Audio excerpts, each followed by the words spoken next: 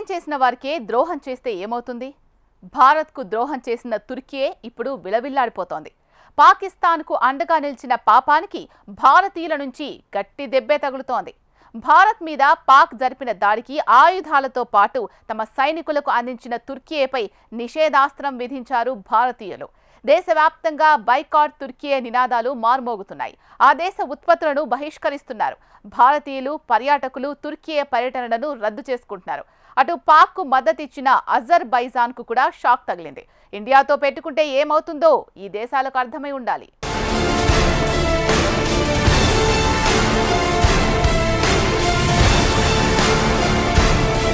పాముకు పాలు పోసి పెంచినంత మాత్రాన కృతజ్ఞత చూపి కాటేయకుండా మానదు. తుర్కీ విషయంలో అదే జరిగింది.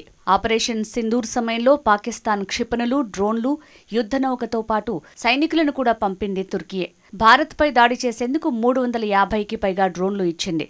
దాడుల్ని సమన్వయం చేసుకోవటంలో పాకిస్తాన్ ఆర్మీ అధికారులకు తుర్కీయే సలహాదారులు సాయం చేశారు. భారత్ ప్రతిదాడిలో మరణించిన శత్రువుల్లో 2 తుర్కీయే సైనికులు కూడా ఉన్నారు. పాక్ ఉపయోగించిన డ్రోన్ శకలాలను ఫోరెన్సిక్కు పంపగా అవి తుర్కీయేకు చెందినవిగా తేలింది. ఈ డ్రోన్ల తయారీలో భారత్ ఎగుమతి చేసే కీలకమైన మూలకాలు, ముడిసరుకులే ప్రధాన వనరులు కావటం విశేషం. డ్రోన్లలోని controller, frame, motor, propeller, camera, flight control, receiver, video transmitter, antenna, speed కంట్రోలర్లని కూడా భారత్ నుంచే తుర్కీయే దిగుమతి చేసుకుంటోంది. తుర్కీయేకు భారత ఎగుమతుల్లో సింహభాగం అల్యూమినియం సంబంధిత ఉపకరణాలు, ఆటో ఉత్పత్తులు, విమానాల విడిభాగాలు, టెలికాం ఉపకరణాలు, ఎలక్ట్రిక్ వస్తువులు, పరికరాలు తదితరాలే. వీటిలో చాలా వరకు డ్రోన్ల తయారీలో కీలకం. మనకు వ్యతిరేకంగా ఇలా నిస్సిగ్గుగా బరితెగించిన తుర్కీయేకు ఆ కీలక ఎగుమతులను తక్షణం నిలిపివేయాలని రక్షణ నిపుణులు సూచిస్తున్నారు. యుద్ధం వస్తే భారత్ను ఎదుర్కొనేందుకు టీజీసీ బుయికడ అనే భారీ యుద్ధ నౌక కరాచీ తీరానికి చేర్చింది తుర్కీయే. 2013లో జలప్రవేశం చేసిన ఈ నౌక జలాంతర్గాములకు వ్యతిరేకంగా పనిచేస్తుంది.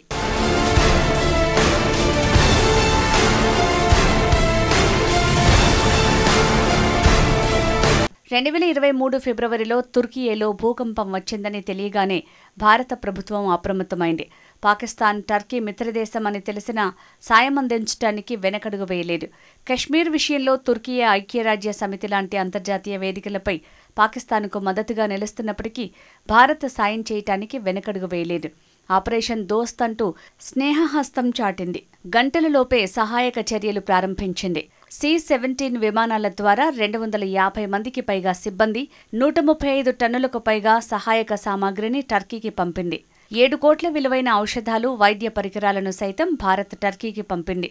ఎయిర్ ఫోర్స్ మాత్రమే కాకుండా భూకంప బాధితుల రెస్క్యూ కోసం NDRF బలగాలు, డాగ్ స్క్వాడ్ని సైతం భారత్ టర్కీకి పంపింది. ఇస్కెందెరున్, హటాయ్ ప్రావిన్స్లో భారత సైన్యం 30 పడకల ఫీల్డ్ హాస్పిటల్ని ఏర్పాటు చేసింది. ఈ హాస్పిటల్లో మెడికల్, సర్జరీతో పాటు అత్యవసర విభాగాలు, ఎక్స్రే ల్యాబ్, మెడికల్ స్టోర్ని ఏర్పాటు చేసి 24/7 సేవలు అందించింది. చేసిన సాయం మరిచి భారత్కు వ్యతిరేకంగా పాకిస్తాన్కు సాయం అందిస్తున్న తుర్కీయపై సగటు భారతీయుడు రగిలిపోతున్నాడు. ఆ దేశం దౌత్య ద్రోహానికి పాల్పడిందని ఆగ్రహం వ్యక్తమవుతోంది.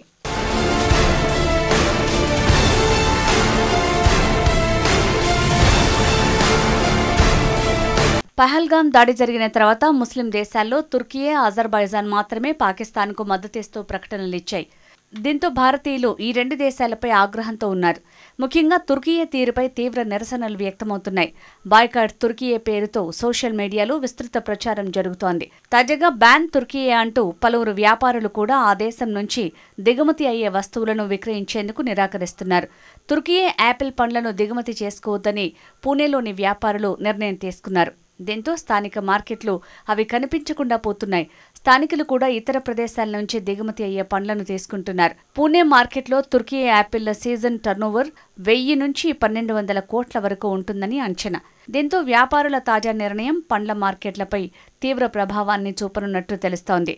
అయినప్పటికీ వర్తకులు మాత్రం దీన్ని ఆర్థిక నిర్ణయంగా మాత్రమే కాదని, ప్రభుత్వానికి, సాయుధ బలగాలకు సంఘీభావంగా చూస్తున్నామని పేర్కొంటున్నారు. యాపిళ్లను అక్కడి నుంచి దిగుమతి చేసుకునే బదులు హిమాచల్, ఉత్తరాంచల్, ఇరాన్, ఇతర ప్రాంతాల నుంచి కొనుగోలు చేస్తున్నామని చెప్తున్నారు. దీంతో ఈ నిర్ణయం ఆ దేశానికి పెద్ద దెబ్బే కానుంది. టర్కీతో మన వాణిజ్యం కూడా తగ్గుముఖం పడుతోంది. 2024-25 మధ్య తుర్కియేకు మన ఎగుమతులు $5.2 బిలియన్ పడిపోయాయి.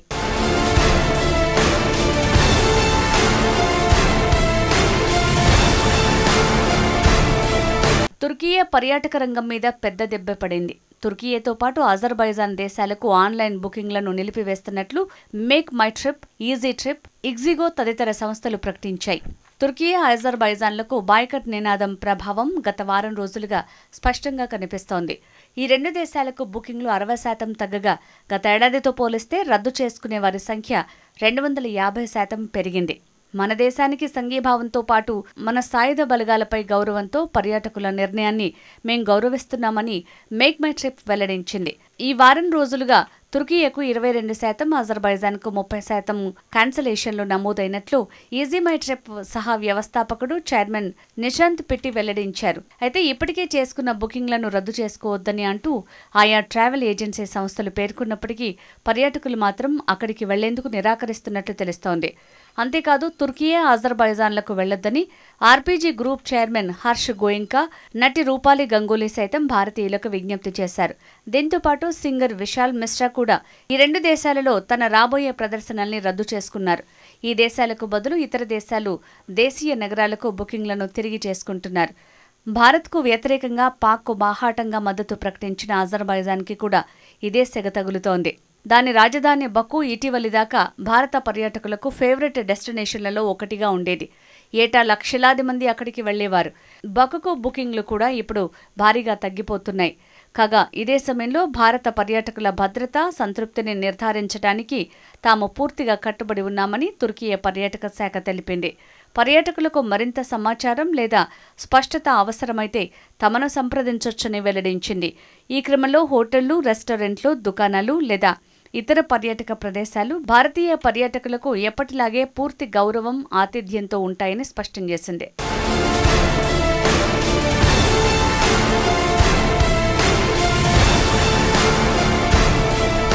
మరోవైపు తుర్కియేలోని ఇనోను యూనివర్సిటీతో కుదుర్చుకున్న ఒప్పందాన్ని నిలిపివేస్తున్నట్లు ఢిల్లీలోని ప్రఖ్యాత జవహర్లాల్ నెహ్రూ యూనివర్సిటీ ప్రకటించింది. ఇరు దేశాల యూనివర్సిటీల మధ్య ఇటీవల 3 ఏళ్లకు గాను విద్యాపరమైన ఒప్పందం కుదరగా తాజా పరిణామాల నేపథ్యంలో తాత్కాలికంగా నిలిపివేస్తూ జేఎన్యూ నిర్ణయం తీసుకుంది. ఇనోను యూనివర్సిటీ తుర్కియేలోని మలట్యాలో ఉంది. విభిన్న సాంస్కృతిక పరిశోధనలు, విద్యార్థుల సామర్థ్యాన్ని పెంపొందించే విధంగా ఇటీవల జేఎన్యూ, ఇనోను యూనివర్సిటీల మధ్య ఎంఓయూ కుదిరింది. దేశ భద్రత దృష్ట్యా ఇనోను యూనివర్సిటీతో కుదుర్చుకున్న ఎంఓయూను ప్రస్తుతం నిలిపివేస్తున్నట్లు జేఎన్యూ సీనియర్ అధికారి తెలిపారు. గతంలో తుర్కియే ఇనోను యూనివర్సిటీతో కుదుర్చుకున్న ఎంఓయూను నిలిపేస్తున్నాం. ఈ ఒప్పందంలో అధ్యాపకులు, విద్యార్థుల మార్పిడికి సంబంధించిన ప్రణాళికలు ఉన్నాయని ఆయన పేర్కొన్నారు.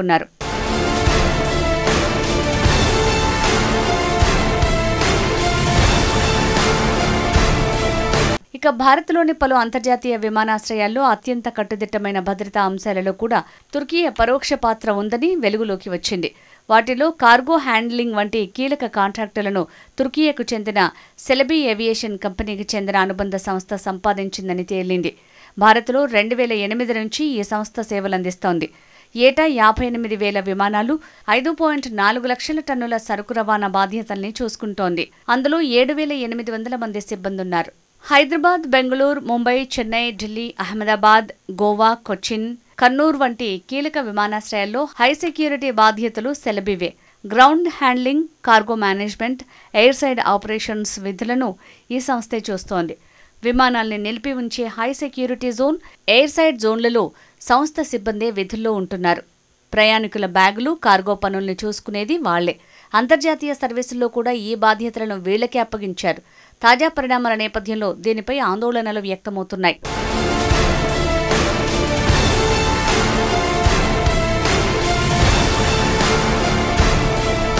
భారత్ పాక్ ఉద్రిక్తతల వేళ ఓవర్ యాక్షన్ చేస్తున్న చైనా, తుర్కియే ప్రభుత్వాలకు చెందిన మీడియా ఎక్స్ ఖాతాలను భారత్ బ్లాక్ చేసింది. అలాగే తుర్కియే బ్రాడ్కాస్ట్ టీఆర్టీపై భారత్ నిషేధం విధించింది. ఆపరేషన్ సింధూర్ సమయంలో పాకిస్తాన్కు అనుకూలంగా తప్పుడు సమాచారాన్ని వ్యాప్తి చేసినందుకు ఈ మేరకు చర్యలు తీసుకున్నట్టు భారత్ స్పష్టం చేసింది. జమ్మూ కశ్మీర్లోని పహల్గాం ఉగ్రదాడికి వ్యతిరేకంగా భారత్ చేపట్టిన ఆపరేషన్ సింధూర్పై చైనా, గ్లోబల్ టైమ్స్, జెన్హువా తప్పుడు సమాచారాన్ని వ్యాప్తి చేశాయి. ఉగ్రవాదులు వారి స్థావరాలను ధ్వంసం చేసిన భారత్ తీరును ప్రపంచ దేశాలు సమర్థిస్తుంటే ఈ అంశంలో మాత్రం చైనా తన వక్రబుద్ధిని ప్రదర్శించింది. ఈ మేరకు ఆ సంస్థల ఎక్స్ అకౌంట్ని విత్ హెల్డ్లో ఉంచింది. భారత ఉగ్రవాద కార్యకలాపాలకు కేంద్రంగా ఉన్న 9 ప్రదేశాలలో 24 ఖచ్చితమైన క్షిపణి దాడులు చేసింది.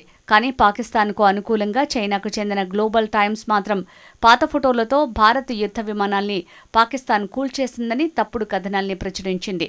తుర్కియే ప్రభుత్వ ఆధీనంలోని ప్రసార సంస్థ టీఆర్టీ వరల్డ్ ఎక్స్ ఖాతాను కూడా కేంద్రం నిలిపివేసింది. తుర్కియే డ్రోన్లతో భారత్పై పాకిస్తాన్ దాడి చేసిన కొద్ది రోజులకే ఈ చర్య తీసుకోవటం గమనార్హం. ఈ మేరకు భారత రాయబార కార్యాలయం స్పందిస్తూ ఆపరేషన్ సింధూర్పై పాక్ అనుకూల సోషల్ మీడియాలో నిరాధారమైన వార్తల్ని విస్తృతంగా ప్రచారం చేస్తుండగా మీడియా సంస్థలు వాటి మూలాల్ని నిర్ధారించకుండా ఈ దుష్ప్రచారం వ్యాపింపజేయటం జర్నలిజం నైతికతకు విరుద్ధమని వ్యాఖ్యానించారు.